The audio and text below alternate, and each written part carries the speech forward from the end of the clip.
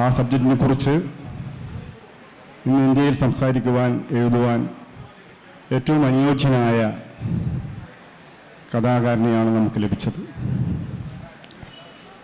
Shri B Jayamohan Tamil എഴുത്തുകാരൻ പേരിലല്ല അറിയപ്പെടേണ്ടത്. ഇന്ത്യയിലെ ഏറ്റവും പ്രധാനപ്പെട്ട എഴുത്തുകാരൻ നിലയിൽ തന്നെ അദ്ദേഹം അറിയപ്പെട്ടു. തമിഴിൽ അദ്ദേഹത്തിൻ്റെതായി 320-ലധികം പുസ്തകങ്ങളുണ്ട്. മലയാളത്തിൽ മൊഴിമാറ്റം ചെയ്യപ്പെട്ടാലും മലയാളത്തിലെ 7-ലധികം പുസ്തകങ്ങൾ മലയാളത്തിലുമുണ്ട്.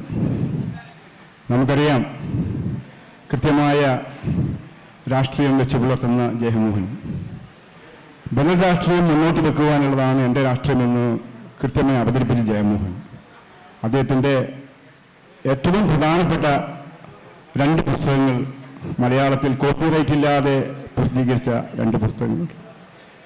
അതിനെ പരാമർശിച്ചുകൊണ്ട് ഞാൻ എൻ്റെ സ്വാഗതം അവസാനിപ്പിക്കാം. സ്വാഗതം വളരെ 1 മിനിറ്റാണ് സ്വാഗതത്തിന് അനുവദിച്ചത്. ഏറ്റവും പ്രധാനപ്പെട്ട പുസ്തകമെന്ന് ഞാൻ കാണുന്നത് 2017 ഭാഷാഭൂഷണിൽ പ്രസിദ്ധീകരിച്ച ആന ഡോക്ടറായി എന്നാണ് എനിക്ക് തോന്നുന്നത്. ഡോക്ടർ വി കൃഷ്ണമൂർത്തിയുടെ ഡോക്ടർ കെ എന്ന പേരിൽ അറിയപ്പെടുന്ന ഏറ്റവും മനോഹരമായ കൃതി ഇന്ന് തമിഴ്നാട്ടിലെ ഒരു പാഠപുസ്തകമാണ്.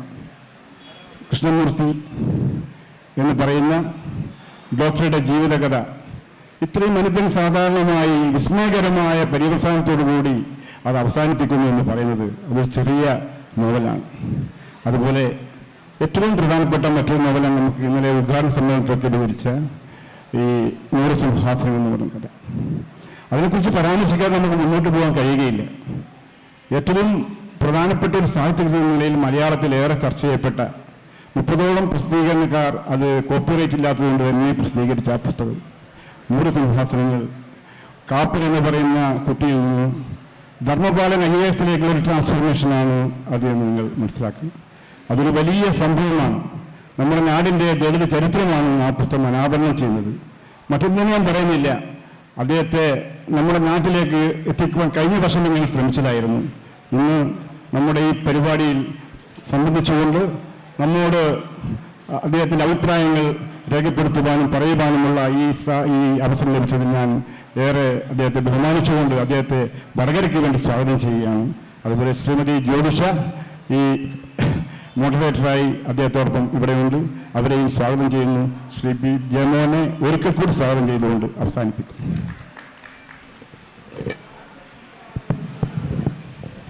എല്ലാവർക്കും നമസ്കാരം. എല്ലാവർക്കും നല്ലൊരു ദിവസം ആശംസിക്കുകയാണ്. കടത്തനാട് ലിറ്ററേച്ചർ ഫെസ്റ്റിൻ്റെ 2ാമത്തെ ദിവസമായ ഇന്ന് 2ാമത്തെ സെഷനിലേക്ക് നമ്മൾ കടക്കുകയാണ്. ഈ സെഷനിൽ നമ്മളോട് സംസാരിക്കുന്നത് മലയാളികൾക്ക് ഒട്ടും അപരിചിതനല്ലാത്ത, എഴുത്തിൽ ഏറ്റവും ലളിതമായി പറഞ്ഞാൽ നാഞ്ചനാടിൻ്റെ തിണൈക്കൂറുള്ള എഴുത്തുകാരൻ എന്ന് വേണമെങ്കിൽ വിശേഷിപ്പിക്കാവുന്ന എഴുത്തുകാരൻ ബി ജയമോഹൻ സാറാണ്. ഞാൻ സംസാരിക്കുന്നതിനേക്കാൾ സാർ സംസാരിച്ചു തുടങ്ങുന്നതായിരിക്കും നല്ലത് എന്ന് തോന്നുന്നു. സാറിൻ്റെ എഴുത്തിനെ കുറിച്ച് സംസാരിക്കുകയാണെങ്കിൽ തമിഴിൽ അദ്ദേഹം എഴുതിയിട്ടുള്ളതിൻ്റെ ഒരു 10% പോലും മലയാളത്തിൽ അദ്ദേഹത്തിൻ്റെ രചനകൾ വന്നിട്ടില്ല. എന്നാൽ പോലും 100 സിംഹാസനങ്ങളായാലും ആന ഡോക്ടർ പോലെയുള്ള 1-2 കൃതികൾ കൊണ്ട് തന്നെ മലയാളികൾക്കെല്ലാം സുപരിചിതനായി മാറിയിട്ടുള്ള ഒരു എഴുത്തുകാരനാണ് ബി ജയമോഹൻ എന്ന് പറയുന്നത്. സാറിന് സംസാരിച്ചു തുടങ്ങാനുള്ള ഒരാദ്യത്തെ ചോദ്യം എന്ന് പറയുന്നത് മലയാളികൾക്ക് വളരെ ചുരുക്കം കൃതികൾ കൊണ്ട് തന്നെ അത്രയും സുപരിചിതനായി മാറുന്നതിലേക്ക് അദ്ദേഹം പ്രയോഗിച്ചിട്ടുള്ള ഒരു രചനാ തന്ത്രം എന്താണ് എന്നുള്ളതാണ്. അല്ലെങ്കിൽ എഴുതുന്ന സമയത്ത്, എഴുതി കഴിയുന്ന സമയത്ത് ആ എഴുത്തിൽ അത് എൻ്റെ കഥ തന്നെയാണ്, അല്ലെങ്കിൽ ഇതിനകത്തൊരു ജയമോഹൻ ഉണ്ട് എന്ന് തോന്നിയ സന്ദർഭങ്ങൾ ഉണ്ടാവുമല്ലോ. അപ്പം അത്തരം ഒരു എഴുത്ത് ദൂരത്തെ കുറിച്ച് സംസാരിച്ചുകൊണ്ട് നമുക്ക് ഈ സെഷൻ ആരംഭിക്കാമെന്ന് തോന്നുന്നു. സെഷൻ ആരംഭിക്കുകയാണ്. ഭാവനയുടെ ശക്തി. എല്ലാവർക്കും നമസ്കാരം. ജന്മന മലയാളിയാണെങ്കിലും തമിഴിലാണ് കൂടുതൽ എഴുതുന്നതും ചിന്തിക്കുന്നതും. വീട്ടിലെ ഭാഷയും തമിഴാണ്. അതുകൊണ്ട് മലയാളം നാവിലെത്താൻ ഒന്ന് വൈകും. അതുകൊണ്ട് ആദ്യം തന്നെ ഒരു ക്ഷമ ചോദിച്ചുകൊള്ളുന്നു. മലയാളത്തിൽ ഞാൻ എഴുതി തുടങ്ങിയത് ജയകേരളം എന്നൊരു പ്രസിദ്ധീകരണം ഉണ്ടായിരുന്നു, ഡോക്ടർ എം ഗംഗാധരൻ നടത്തിയിരുന്നത്. അതിൽ ശ്രീലങ്കയിലെ ഇന്ത്യൻ അധിനിവേശ ഉണ്ടായപ്പോൾ അതിനെതിരെ ഒരു ലേഖനം ഞാൻ എഴുതിയിരുന്നു. അത് എഴുതാൻ വേണ്ടിയിട്ടാണ്, ആ ലേഖനം എഴുതാൻ വേണ്ടി ഒരാഴ്ച കൊണ്ട് മലയാളം എഴുതാൻ പഠിച്ചു, അക്ഷരങ്ങൾ പഠിക്കുകയുണ്ടായി. കാസർഗോഡിൽ അപ്പോൾ ഞാൻ ജോലി നോക്കുന്ന സമയം 24 വയസ്സാണ്. അങ്ങനെയാണ് ആദ്യത്തെ മലയാള ലേഖനം പ്രസിദ്ധീകരിച്ചത് ജയകേരളത്തിൽ. തുടർന്ന് മലയാളത്തിൽ കൂടുതലൊന്നും എഴുതിയിരുന്നില്ല. KC നാരായണൻ മാതൃഭൂമിയുടെ എഡിറ്ററായിട്ട് വന്നപ്പോൾ അതിൽ ചില ലേഖനങ്ങൾ എഴുതണമെന്ന് തോന്നിയിരുന്നു, എന്നോട് ചോദിച്ചിരുന്നു. അപ്പോൾ ആത്മകഥാപരമായി അതിൽ ലേഖനങ്ങൾ എഴുതി തുടങ്ങി. അത് ഒരു ടെക്നിക്കായിട്ട് സ്വീകരിച്ചതല്ല. ആ കാലഘട്ടത്തിൽ എൻ്റെ ജീവിതം വളരെ ഒരു സംഘർഷഭരിതമായ ഒരു ജീവിതമായിരുന്നു. എനിക്ക് ഒരുപാട് ഓർമ്മകൾ, ശക്തമായ ഓർമ്മകൾ ഉണ്ടായിരുന്നു. ആ ഓർമ്മകൾ ഉണ്ടായിരുന്ന സമയത്ത് അത് എഴുതാൻ പറ്റില്ല. കാരണം അപ്പോൾ വളരെ അടുപ്പമുണ്ട്, നമ്മൾ അടുപ്പമുള്ള കാര്യത്തെക്കുറിച്ച് എഴുതാൻ പറ്റില്ല. 91 എനിക്ക് കല്യാണം കഴിഞ്ഞു. കല്യാണം കഴിഞ്ഞപ്പോൾ എൻ്റെ നാടോടി ജീവിതമൊക്കെ കഴിഞ്ഞപ്പോഴത്തേക്കും എല്ലാം ഒന്നും അകന്ന് അങ്ങോട്ട് നോക്കാനുള്ള ഒരു ഡിസ്റ്റൻസ് ഉണ്ടായി. അതുണ്ടായപ്പോൾ അതിനെക്കുറിച്ച് എഴുതാം എന്ന് തോന്നി. അങ്ങനെയാണ് മലയാളത്തിൽ കൂടുതലും ആത്മകഥാപരമായ കാര്യങ്ങൾ എഴുതിയത്. തമിഴിൽ എൻ്റെ എഴുത്തിൽ ഒരു ചെറിയ ഭാഗം മാത്രമാണ്.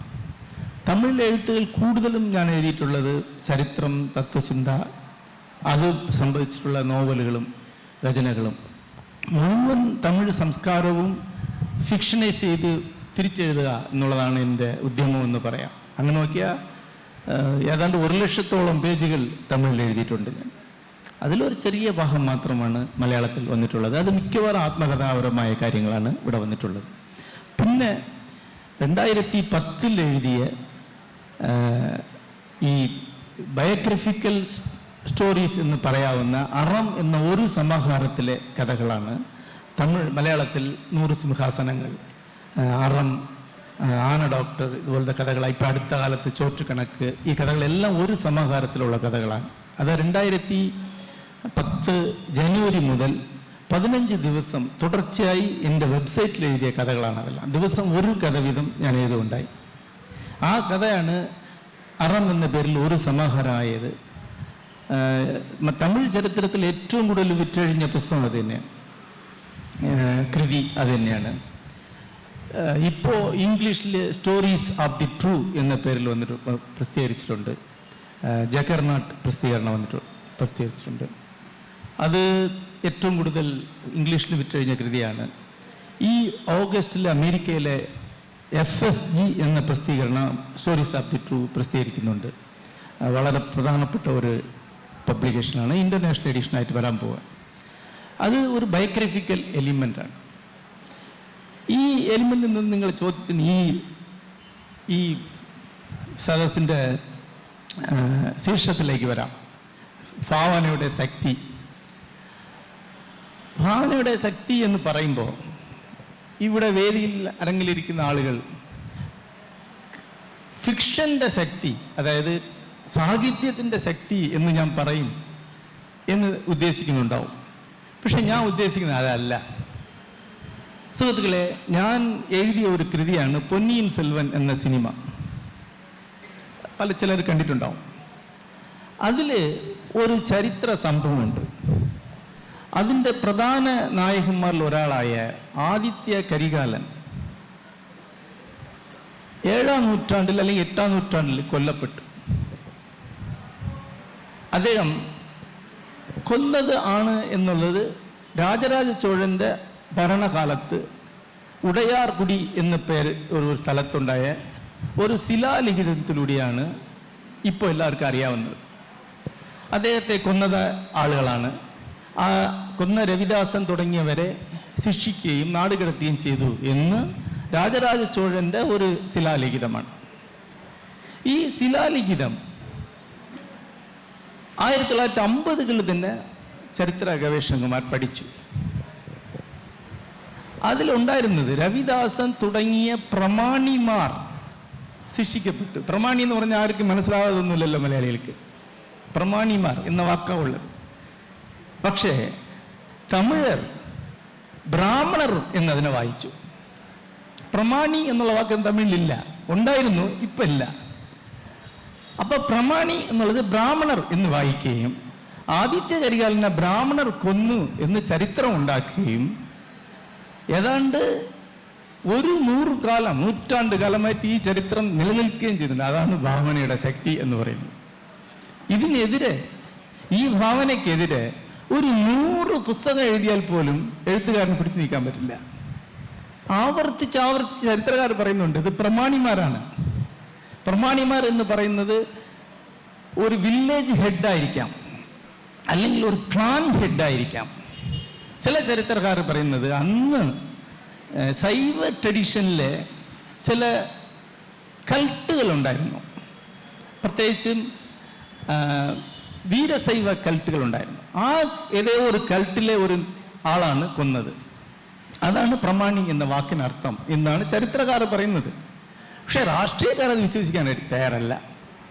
ഇന്ന് തമിഴ്നാട്ടിൽ വന്ന് ആദിത്യ കരികാലനെ കൊന്നത് ഒരു പ്രമാണിയാണ് എന്ന് പറയുക, 1000 പേര് എണീറ്റല്ല ബ്രാഹ്മണരാണെന്ന് പറയും. നിങ്ങൾ ആ ഭാവനയോട് ഒരിക്കലും ചെറുത്ത് നിൽക്കാനേ പറ്റില്ല. ഈ ചെറുത്ത് നിൽപ്പിന് വേണ്ടിയിട്ടാണ് നമ്മളൊക്കെ സാഹിത്യം ഉണ്ടാക്കുന്നത്. അതായത് ഭാവനയുടെ ശക്തി കൊണ്ട് പൊരുതുന്നത് രാഷ്ട്രീയം എന്ന കൂടുതൽ വലിയ ഭാവനയുടെ ശക്തിയോടാണ്. ആ ഭാവനയോട് ഒരിക്കലും യുദ്ധം ചെയ്യാൻ പറ്റില്ല. മറ്റൊരു കാര്യം പറയാം. നമുക്ക് എല്ലാവർക്കും അറിയാം വൈക്കം സത്യാഗ്രഹം എങ്ങനെ സംഭവിച്ചു. TK മാധവനാണ് അത് മുമ്പോട്ടെടുത്തത്. അദ്ദേഹം അന്യപ്രസിഡന്റിൽ ചെന്ന് കാണുന്നു, സപ്പോർട്ട് ചോദിക്കുന്നു, പിന്നെ ഗാന്ധിയെ ചെന്ന് കാണുന്നു, പിന്നെ ഗാന്ധി രംഗത്തെത്തുന്നു. വളരെ മടിച്ചാണ് ഗാന്ധി രംഗത്തെത്തുന്നത്. ഗാന്ധിയൻ സമരം മുമ്പോട്ടെടുക്കുന്നു. അതിൽ കേളപ്പൻ, കേശവമേനോൻ പോലുള്ളവരുണ്ട്. ഒരു ഘട്ടത്തിൽ പിന്നീട് മാർക്സിസ്റ്റുകായി മാറിയ ഒരുപാട് നേതാക്കൾ അതിൽ സംബന്ധിച്ചുണ്ട്. 3 വർത്തമാന പത്രങ്ങൾ വൈക്കം സമരത്തിന് വേണ്ടിയിട്ട് മാത്രം തുടങ്ങിയതാണ്. പിന്നെ അതിൽ ഒരു 6 മാസത്തോളം EV രാമസ്വാമി നായക്കർ വന്ന് പങ്കെടുക്കുകയുണ്ടായി. അദ്ദേഹം ജയിലിൽ പോയി. അദ്ദേഹം വളരെ ശക്തമായി പാർട്ടിസിപ്പേറ്റ് ചെയ്യുന്നുണ്ട്, അതിലില്ലെന്ന് പറയാൻ പറ്റില്ല.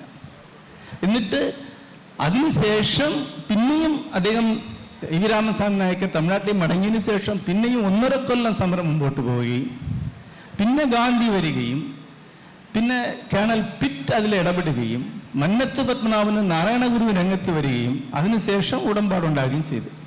പക്ഷെ തമിഴ്നാട്ടിൽ വൈക്കം സത്യാഗ്രഹം തുടങ്ങിയത്, നടത്തിയത്, വിജയിപ്പിച്ചത് ഒരാൾ മാത്രമാണ്.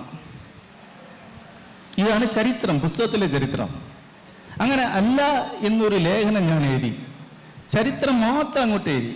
അതിനെതിരെ ഒരു ഗവൺമെന്റ് തന്നെ 5 കൊല്ലം കൊണ്ട് പ്രവർത്തിക്കുന്നുണ്ട്. കൊല്ലങ്ങളോളം പുസ്തകങ്ങൾ പ്രസിദ്ധീകരിക്കുന്നുണ്ട്. എന്നിട്ട് കേരളത്തിലെത്തി ഇവിടെ ഒരു വലിയ ഉത്സവം സംഘടിപ്പിക്കുന്നുണ്ട്. ഇവിടെ ഒരു സ്ഥാപനം ഉണ്ടാക്കുന്നുണ്ട്. എന്നിട്ട് ഇത് അവിടെ കൊണ്ടുവന്ന് പറഞ്ഞ് മലയാളികൾ സമ്മതിച്ചു കഴിഞ്ഞു കേരളത്തിലെ വൈക്കം സത്യാഗ്രഹം തുടങ്ങി നടത്തി വിജയിച്ചത് പെരിയാറാണ് എന്ന് മലയാളികൾ സമ്മതിച്ചു കഴിഞ്ഞു. കേരള ചീഫ് മിനിസ്റ്റർ ഒന്നെന്ന് പറഞ്ഞു കഴിഞ്ഞു എന്ന് പ്രവർത്തിക്കുകയാണ്. ഈ ഫിക്ഷനെതിരായിട്ട്, ഈ ഭാവനയ്ക്കെതിരായി എഴുത്തുകാരൻ നിസ്സഹായനാണ്. സത്യം ആവർത്തിച്ച് പറയാൻ മാത്രമേ എഴുത്തുകാർക്ക് കഴിയുള്ളൂ. ഇന്നുള്ള കാലം ചരിത്രം വലിയൊരു ഫിക്ഷനാണ് എന്ന് വായനക്കാരോട് പറയാനാണ് ഞങ്ങൾ ഫിക്ഷൻ എഴുതുന്നത്.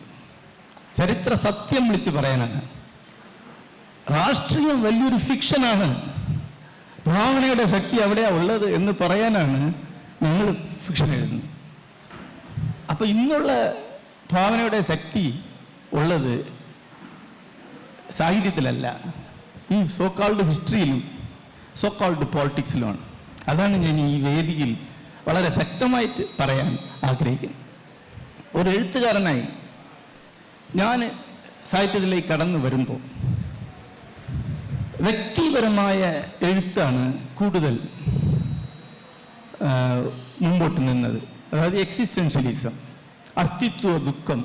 ഞാൻ വരുമ്പോൾ കാക്കനാടനും മുകുന്ദനും അവിടെ അതുപോലുള്ള എഴുത്തുകാരും ജി നാഗരാജൻ പോലുള്ള എഴുത്തുകാരും വളരെ ശക്തമായി നിന്ന കാലമാണ്.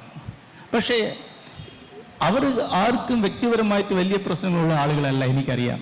കാക്കനാടനോ അല്ലെങ്കിൽ മുകുന്ദനോ എന്ത് അസ്തിത്വ ദുഃഖം ഉണ്ടെന്ന് നമുക്കറിയാം. പക്ഷേ എനിക്ക് ശരിക്കും അസ്തിത്വ ദുഃഖം ഉണ്ടായിരുന്നു. അതുകൊണ്ടാണ് വീട് വിട്ട് പോവുകയും ഇന്ത്യ മുഴുവൻ തെണ്ടിത്തിരിയുകയും ഭിക്ഷക്കാരനായിട്ട് ജീവിക്കുകയും കാശിയിലും പഴനിയിലും ഭിക്ഷ ചെയ്ത് ജീവിക്കുകയും ചെയ്ത ആളാണ്.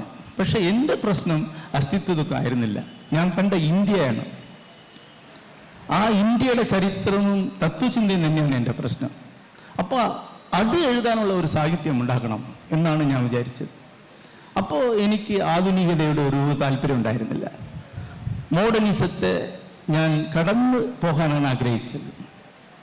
അപ്പോൾ പോസ്റ്റ് മോഡേൺ തോട്ടുകൾ വന്നു തുടങ്ങിയിരുന്നു. വളരെ ഇരുന്ന് തന്നെ അത് വായിച്ചിട്ടുണ്ട്. പക്ഷെ പോസ്റ്റ് മോഡേണിസ്റ്റിലുണ്ടായിരുന്ന ആ ഡിസ്ട്രക്ഷൻ സ്വഭാവം, അല്ലെങ്കിൽ ആ ഡിലാപ്പിറ്റേഷൻ എന്ന് പറയില്ല, പൊളിച്ചെടുക്കുക എന്നുള്ളത്, അതിലെനിക്ക് താല്പര്യമില്ല. ഞാൻ നിർമ്മിക്കാൻ ആഗ്രഹിച്ച ഒരു എഴുത്തുകാരന്. അങ്ങനെയാണ് ഞാൻ എൻ്റെ ഫിക്ഷൻ സ്വയം എഴുതിയത്. എൻ്റെ ഫിക്ഷൻ എന്ന് പറയുന്നത് ചരിത്രം എന്ന ഫിക്ഷനെതിരെ, ഈ പറയുന്ന രാഷ്ട്രീയം എന്ന ഫിക്ഷനെതിരെയുള്ള വേറൊരു ഫിക്ഷനാണ്, വേറൊരു ഭാവനയാണ്. ഈ ഭാവനയ്ക്കെതിരെയുള്ള ഭാവനയാണ്. അതുകൊണ്ടാണ് ഞാൻ കൂടുതൽ പ്രശസ്തനാവുകയും കൂടുതൽ ചർച്ചയ്ക്ക് വിധേയനാവുകയും ചില സമയങ്ങളിൽ അടി കിട്ടാനുള്ള സാധ്യതയൊക്കെ ഉണ്ടാവുകയും ഒളിവിലൊക്കെ ജീവിക്കേണ്ട സ്വിച്ചോടൊക്കെ വെറുതെ ചെയ്തത്. പക്ഷെ തുടർന്ന് ഒരു ഇടപെടൽ എൻ്റെ എഴുത്തിലുണ്ട്. ആധുനിക എഴുത്തുകാർക്ക് ഒരു ഒറ്റപ്പെടലുണ്ട് എവിടെയും. അവിടെ മാസ് ആളുകൾ ആരും വായിക്കില്ല. ആധുനിക സാഹിത്യം വായിക്കാൻ പറ്റില്ല. കാരണം ആ പ്രശ്നം ജനങ്ങളുടെ പ്രശ്നമല്ല, മറിച്ച് ഞാൻ എഴുതുന്നത് തമിഴ്നാട്ടിൻ്റെ ചരിത്ര പ്രശ്നം തന്നെയാണ്, രാഷ്ട്രീയ പ്രശ്നം തന്നെയാണ്, ധാർമ്മിക പ്രശ്നങ്ങൾ തന്നെയാണ്. അതുകൊണ്ടാണ് എൻ്റെ കൃതികൾ കൂടുതൽ പ്രശസ്തമാകുന്നതും കൂടുതൽ ചർച്ചാ വിഷയമാകുന്നതും. ഒരു എഴുത്തുകാരനായി കൂടുതൽ എൻ്റെ മുൻഗാമികൾ ഒരാൾക്കുണ്ടായിരുന്നല്ലാത്ത ഒരു പ്രശസ്തി എനിക്കുണ്ടാവുകയും ചെയ്തത്.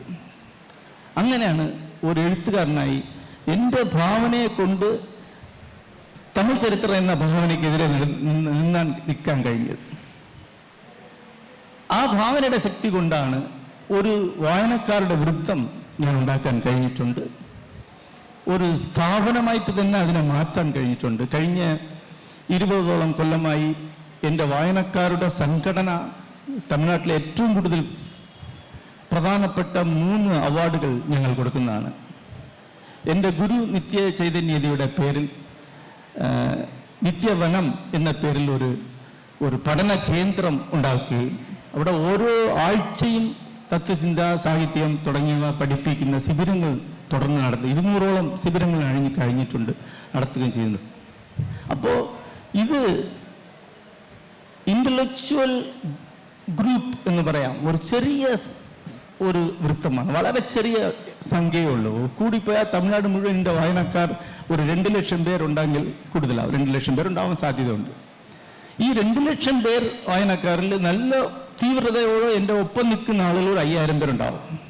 പക്ഷെ ഈ 5000 പേർ കൊണ്ട് ഞങ്ങൾ നേരത്തെ പറഞ്ഞില്ലേ, ആകെ മൊത്തം ഉണ്ടാകുന്ന ഒരു വലിയ വളരെ ബൃഹത്തായ ഒരു നരേഷൻ, ഒരു ഭാവനയാണ് തമിഴ് ചരിത്രം, ഇന്ത്യൻ ചരിത്രം. അതിനെതിരെ ഒരു നിരന്തര സമരം നടത്തിക്കൊണ്ടിരിക്കുകയാണ്. അതിനെയാണ് ഭാവനയുടെ ശക്തി എന്ന് ഞാൻ പറയും.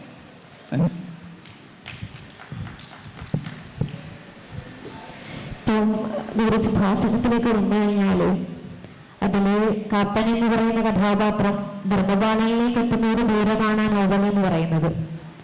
ആ ഒരു പേര് മാറ്റത്തിൽ തന്നെ കൃത്യമായ ഒരു രാഷ്ട്രീയമുണ്ട് എന്ന് നമുക്ക് കാണാൻ വേണ്ടി സാധിക്കും.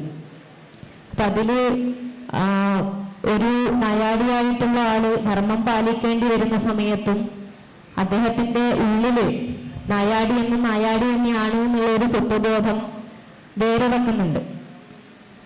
അവിടെയും അദ്ദേഹം പറയുന്നുണ്ട്, യേസുകാർക്കിടയിലെ നായാടി ഞാൻ തന്നെയാണ് എന്ന് പറയുന്നുണ്ട്. സാറ് പല ഇന്റർവ്യൂവിലും പറഞ്ഞിട്ടുണ്ട്, ആ നോവലിനകത്തെ കഥാപാത്രം യഥാർത്ഥത്തിൽ ജീവിച്ചിരിക്കുന്ന ഒരു വ്യക്തി തന്നെയാണ് എന്ന് പറഞ്ഞിട്ടുണ്ട്. അപ്പൊ അത്തരത്തിൽ ജീവിച്ചിരിക്കുന്ന ഒരാളെ കുറിച്ച് എഴുതുമ്പോ, അല്ലെങ്കിൽ ഒരു സത്യാവസ്ഥയെ എഴുതുമ്പോ അതേപടി എഴുതാനുള്ള ഒരു ബുദ്ധിമുട്ട് എല്ലാ എഴുത്തുകാർക്കും ഉണ്ടാവും. അതേപടി ഒരു സത്യത്തെ എഴുതുമ്പോൾ അവിടെ ഒരു എഴുത്തുകാരനെ സംബന്ധിച്ചിടത്തോളം പല തടസ്സങ്ങളും ഉണ്ടാവും എന്ന് നമുക്ക് ഉറപ്പാണ്. അപ്പൊ ഈ പറയുന്ന ഭാവനയുടെ ശക്തി ഇല്ലാതെ അങ്ങനെ ഒരു സിറ്റുവേഷനിൽ എങ്ങനെയാണ് ഒരു എഴുത്തുകാരനെ നിലനിൽക്കാൻ വേണ്ടി സാധിക്കുക? അതായത് 2010 ആ സമയത്ത് ഞാൻ എല്ലാവർക്കും പറയാറുള്ളത്, ഒരു വല്ലാത്ത ഒരു സെൻസ് ഓഫ് ലോസ് ഉണ്ടായിരുന്നു. ഞാനൊരു ഐഡിയലിസ്റ്റാണ്. ഞാൻ ആധുനികനൊന്നല്ല, നിങ്ങൾ പറയുന്ന പോലെ. ഞാൻ ഐഡിയലിസ്റ്റാണ്. എൻ്റെ എസ്തെറ്റിക്സ് എന്ന് പറയുന്നത്, എൻ്റെ സൗന്ദര്യ ശാസ്ത്രം എന്ന് പറയുന്നത് ക്ലാസിസമാണ്. വേണമെങ്കിൽ ഇന്നുള്ള ടെക്നിക്കൽ ടേംസ് ട്രാൻസ് മോഡേണിസം എന്ന് പറയാം, പോസ്റ്റ് മോഡേണിസത്തിന് ശേഷമുള്ള ഒരു റൈറ്റിംഗ് എന്ന് പറയാം. പക്ഷേ എനിക്ക് ആദർശങ്ങളിൽ വിശ്വാസമുണ്ട്, വാല്യൂസിൽ വിശ്വാസമുണ്ട്. കേരളത്തിലും ഇന്ത്യയിലും ഉടമയുള്ള മഹാമനുഷ്യരെ തേടിപ്പോയി കണ്ട് പരിചയപ്പെട്ട ഒരാളാണ് ഞാൻ. ഇവിടെ കേരളത്തിലെ വളരെ പ്രധാനപ്പെട്ട എല്ലാവരും വ്യക്തിപരമായി എനിക്കറിയാം. ഗാന്ധിയൻസിനോട് വളരെ അടുത്ത ബന്ധമുള്ള ഒരാൾ. പരിസ്ഥിതി പ്രക്ഷോഭങ്ങളിൽ ഒപ്പം നിന്നിട്ടുണ്ട്. ഞാൻ എഴുതിയിട്ടുള്ള പേജുകളിൽ ഏറ്റവും കൂടുതൽ പേജുകൾ പരിസ്ഥിതി ഉള്ള ബിറ്റ് പേപ്പർ, അതായത് നോട്ടീസുകളാണ് ഏറ്റവും കൂടുതൽ, പ്രസിദ്ധീകരണങ്ങളാണ് ഏറ്റവും കൂടുതൽ എഴുതിയിട്ടുള്ളത് എൻ്റെ പേരില്ലാതെ. പക്ഷേ 2010 പെട്ടെന്ന് തുടർച്ചയായി ഒരു ആശയ കുഴപ്പമോ അല്ലെങ്കിൽ ആദർശങ്ങളിൽ ഒരു അവിശ്വസത എനിക്കുണ്ടായി. ആദർശങ്ങൾ ഇല്ലാതാവുകയും അതുകൊണ്ട് ഡിപ്രസ് ആവുകയും ചെയ്തു. ആ ഡിപ്രഷനിൽ നിന്ന് ഞാൻ കരകയറിയത് ഈ 12 കഥകളിൽ കൂടിയാണ്. അത് വലിയ ആളുകളുടെ വലിയ ജീവിതത്തിൽ നിന്ന് ആദർശങ്ങൾ എടുക്കാതെ സാധാരണക്കാരുടെ സാധാരണ ജീവിതത്തിൽ നിന്നുള്ള ആദർശങ്ങളിലേക്ക് ചെന്നെത്തുകയാണ് ചെയ്തത്. അങ്ങനെയാണ് ഈ കഥകൾ എഴുതുന്നത്. അത് ആദ്യത്തെ കഥ അറം എന്ന കഥ എഴുതി. ആ കഥ എഴുതി തീർന്ന് താഴെ വന്ന് ഒരു ചായ ഇട്ട് കുടിച്ചിട്ട് അടുത്ത 2ാമത്തെ കഥ.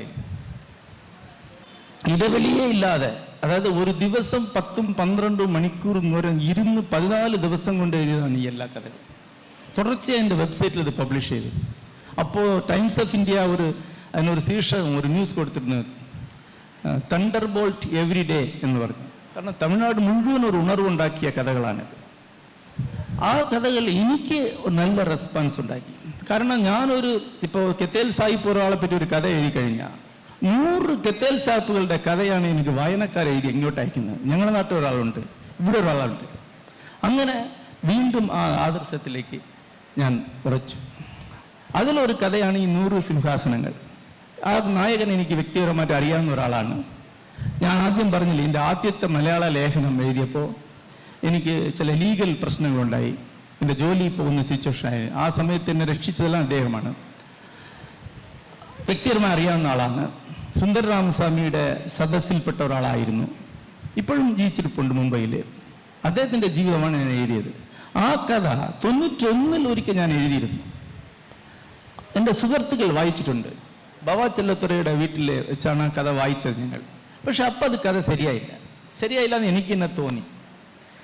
പിന്നെ ഈ അറം സീരിയലിന് വേണ്ടി ഈ കഥ എഴുതിയപ്പോൾ ഒരു വളരെ പ്രധാനപ്പെട്ട ഒരു മാറ്റമുണ്ടായി. ആദ്യം എഴുതുമ്പോൾ ആ കഥ അവൻ എന്നായിരുന്നു. ഇപ്പോഴെഴുതുമ്പോൾ ഞാനായി. ഈ മാറ്റം കൊണ്ട് ഈ കഥയിലേക്ക് അകത്തേക്ക് കടക്കാൻ പോയി. അത് ബിലീവബിളായി, ശക്തമായി. അപ്പോൾ ആദ്യമുള്ള കഥയിൽ നിന്ന് 2ാമത്തെ കഥയിലേക്ക് മാറിയത് കമ്പാഷൻ അല്ലെങ്കിൽ എംപതി എന്നൊരു സംഭവം കൂടുതലുണ്ടായി. ഇത് എൻ്റെ കഥയാണ്, ഒരു ദലിതൻ്റെ കഥയാണ്. പക്ഷെ ഞാൻ എന്നുള്ള രീതിയിലാണ് ആ കഥ പോകുന്നത്. എഴുത്തുകാരൻ ഞാനായിട്ട് നിന്ന് എഴുതുന്നുണ്ട്. ആ വ്യത്യാസമാണ് ആ കഥയെ ശക്തമാക്കിയത്. ഭാവന എവിടെയാന്ന് പറഞ്ഞാൽ ഈ ഞാനായിട്ട് മാറുന്നതിലാണ്, ഈ ഞാൻ അവിടെ കടന്നു വരുന്നതിലാണ് ഭാവന ഉള്ളത്. അപ്പോൾ ഈ കഥകൾ സത്യമാണെന്ന് വെച്ചാൽ സത്യമാണ്.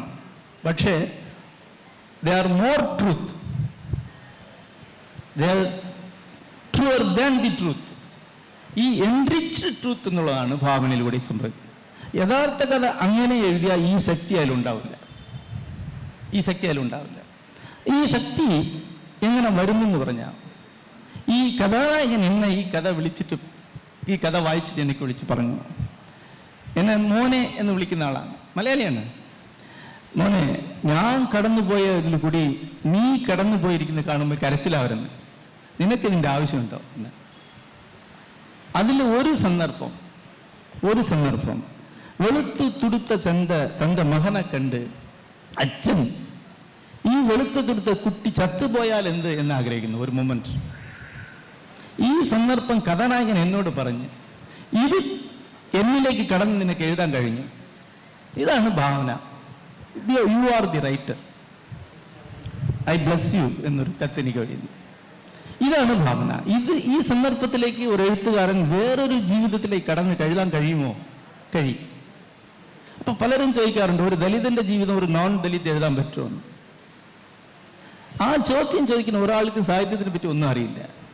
നിങ്ങളുടെ ജീവിതം എനിക്ക് എഴുതാൻ കഴിയും എന്നതുകൊണ്ടാണ് സാഹിത്യം എന്ന പ്രസ്ഥാനം തന്നെ ഉണ്ടാകുന്നത്. അങ്ങനെ ഇല്ലെങ്കിൽ സാഹിത്യം ഇല്ല. ഇപ്പൊ എനിക്ക് എൻ്റെ കഥ മാത്രമേ എഴുതാൻ പറ്റുമെങ്കിൽ പിന്നെ എന്തിനു സാഹിത്യം? എഴുത്തുകാരൻ എല്ലാവരുടെ കഥ എഴുതുന്ന ആളാണ്. ഞാൻ ജയമോഹൻ തമിഴ്നാട്ടിൻ്റെ കഥ എഴുതുന്ന എഴുത്തുകാരനാണ്, അല്ല ജയമോഹൻ്റെ കഥ എഴുതുന്ന ആളല്ല. എനിക്ക് പെൺകുട്ടിയുടെ കഥ എഴുതാൻ പറ്റും, എഴുതിയിട്ടുണ്ട്. ധാരാളം പെൺകുട്ടികളുടെ കഥകൾ എഴുതിയിട്ടുണ്ട്.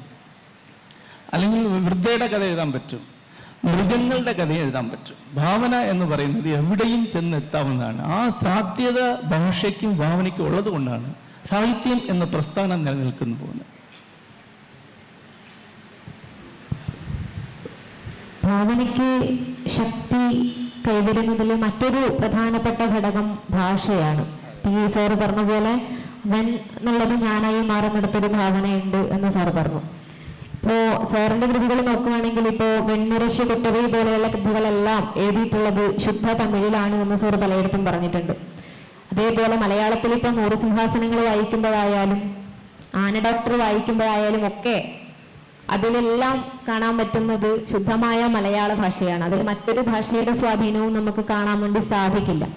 അപ്പൊ ഇങ്ങനെ മറ്റൊരു ഭാഷയുടെയും സ്വാധീനമില്ലാണ്ട് അതും കൂടുതലും തമിഴിൽ കൈവച്ച ഒരാള് മലയാളത്തിൽ എഴുതുക എന്ന് പറയുന്നത് ടാസ്ക് ആയിട്ട് എപ്പോഴെങ്കിലും തോന്നിയിട്ടുണ്ടോ? ടാസ്ക് അല്ല. ഞാൻ എം ഗോവിന്ദന്റെ ഒരു ഓർഡറിൽ വരുന്ന ഒരാളാണ്. എം ഗോവിന്ദന്റെ ശിഷ്യനായ ആറ്റൂർ രവിയാണ് എൻ്റെ ഗുരു. ഗോവിന്ദൻ ഇവിടെ പച്ച മലയാള പ്രസ്ഥാനം അല്ലെങ്കിൽ നാട്ടു മലയാള പ്രസ്ഥാനം എന്നൊന്ന് മുമ്പോട്ടെടുത്തത് പലർക്കും അറിഞ്ഞിട്ടുണ്ടാവും. മലയാളത്തിലെ ആവശ്യമില്ലാത്ത അല്ലെങ്കിൽ വെറും ജാടയ്ക്ക് വേണ്ടി ഉപയോഗിക്കുന്ന സംസ്കൃതം ഒഴിവാക്കിക്കൊണ്ട് കഴിയുന്നത്ര നാക്കിൽ വഴങ്ങുന്ന മലയാളം എഴുതുക എന്നുള്ളതാണ് ആ പ്രസ്ഥാനം. അതൊരു തോറ്റുപോയ പ്രസ്ഥാനമാണ്. ഇവിടെ ആരും അത് മുമ്പോട്ട് എടുത്തില്ല. പക്ഷെ എനിക്കതിൽ വിശ്വാസമുണ്ട്. ഒരു വാക്ക് നമ്മൾ സാധാരണമായിട്ട് പറയാൻ കഴിയില്ലെങ്കിൽ അത് നമ്മളെ ചിന്തയിൽ ശക്തമായി നിലനിൽക്കില്ല എന്ന് ഞാൻ തോന്നുന്നു. തമിഴിലും അങ്ങനെ തന്നെയാണ്. അതുകൊണ്ട് ഈ കടിച്ചാപ്പൊട്ടാത്ത വാക്കുകൾ പ്രയോഗിക്കുക അല്ലെങ്കിൽ കടമെടുത്ത വാക്കുകൾ പ്രയോഗിക്കുക, രണ്ടും ഞാൻ പ്രയോഗിക്കാറില്ല. തമിഴിൽ എഴുതുമ്പോൾ കഴിയുന്നത്ര ശുദ്ധമായ തമിഴ് എഴുതാൻ ഉദ്ദേശിക്കുന്ന ഒരാളാണ്. പ്രത്യേകിച്ചും ക്ലാസിക്കലായ ടെക്സ്റ്റിൽ എഴുതുമ്പോൾ വളരെ ക്ലാസിക്കലായിട്ട് മാത്രമേ എഴുതാറുള്ളൂ. മലയാളത്തിൽ എനിക്ക് പറയാൻ ഭയങ്കര ബുദ്ധിമുട്ടുണ്ട്. കാരണം കൃത്യമായ ഒരു മലയാള വാക്ക് എനിക്ക് വരുന്നില്ല.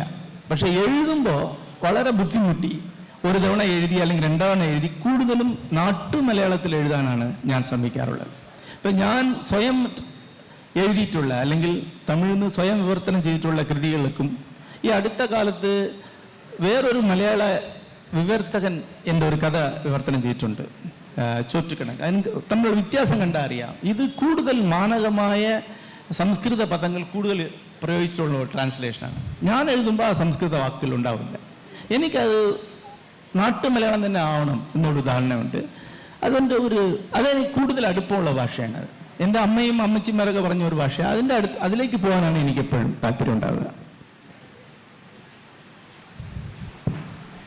ഈ വാക്കുകളുടെ തെരഞ്ഞെടുപ്പിനെ കുറിച്ച് പറയുമ്പോൾ തൊട്ട് മുന്നേ നടന്ന സെഷനിൽ കാരശ്ശേരി മാഷ് പറയുണ്ടായി, തെറി എന്ന് പറയുന്നത് നർമ്മത്തിന്റെ ഒരു പ്രധാനപ്പെട്ട ഘടകമാണ്, ഒരു പ്രധാനപ്പെട്ട കമ്പോണന്റ് ആണ് എന്ന് പറയണ്ടായി. ഇപ്പൊ ആന ഡോക്ടർ വായിക്കുന്ന സമയത്ത് അതിനകത്ത് സാറ് പറയുന്നുണ്ട് മലയാളികളെല്ലാം ചെറ്റകളാണ് എന്ന് പറയുന്നുണ്ട്. ഈ ചെറ്റ എന്നുള്ള വാക്ക് തെറിയായി രൂപാന്തരപ്പെടുന്നതിനപ്പുറത്ത് തെറിയായി ആരാണ് മറ്റേത് എന്നുള്ളത് രണ്ടാമത്തെ കാര്യം. അത് തെറി എന്നുള്ള ഒരു ലേബലിനകത്ത് വരുന്നതിന് മുൻപ് അതിന് സാംസ്കാരികമായ ഒരുപാട് അർത്ഥതലങ്ങൾ ഉണ്ടായിട്ടുണ്ട്. അത് ഒരുപക്ഷെ 100 സിംഹാസനങ്ങൾ വായിച്ചു കഴിഞ്ഞിട്ട് ആന ഡോക്ടർ വായിക്കുന്ന ഒരാൾക്ക് ചിലപ്പോ ചെറ്റ എന്നുള്ള വാക്കിന്റെ അർത്ഥവിവക്ഷ മനസ്സിലാവുമെന്ന് എനിക്ക് തോന്നുന്നു. ഈ ചെറ്റ എന്നുള്ള വാക്ക് മറ്റൊരർത്ഥത്തിൽ സുഭാഷ് ചന്ദ്രൻ അദ്ദേഹത്തിന്റെ പുസ്തകത്തിന്റെ ഏതൊരു അധ്യായത്തിൽ എഴുതുന്നുണ്ട്. അധമനായിട്ടുള്ള, മനോനില തെറ്റി അധമനായിട്ടുള്ള ഒരാളെ ചെറ്റാവെന്ന് വിളിക്കുമ്പോഴും സമൂഹത്തില് ഒരുത്തനെ ചെറ്റാവെന്ന് പറഞ്ഞ് പകുത്തും പത്രാസും ഇല്ലാത്ത ഒരുത്തനെ ചെറ്റാവെന്ന് പറഞ്ഞ് എഴുത്തി കെട്ടുമ്പോഴും പുറത്ത് ഒരാൾ ഇതെല്ലാം കേട്ട് വേദനിക്കുന്നുണ്ട്. അതില് ഒന്നാമത്തേത് അവന്റെ വീടും രണ്ടാമത്തേത് അവന്റെ അച്ഛനും എന്നാണ് അദ്ദേഹം അതിൽ എഴുതുന്നത്. ഈ ചെറ്റ എന്നുള്ള വാക്ക് അത് ഞാൻ ഒരു എക്സാമ്പിൾ ആയിട്ട് പറഞ്ഞതാണ്. അങ്ങനെയുള്ള വാക്കുകൾ തെരഞ്ഞെടുക്കുമ്പോൾ അത് വായനക്കാർ ഏത് തരത്തിൽ എടുക്കും എന്നുള്ളതിനെ കുറിച്ച് ഒരു എഴുത്തുകാരനൊരു വേവലാതി ഉണ്ടാവേണ്ടതല്ലേ?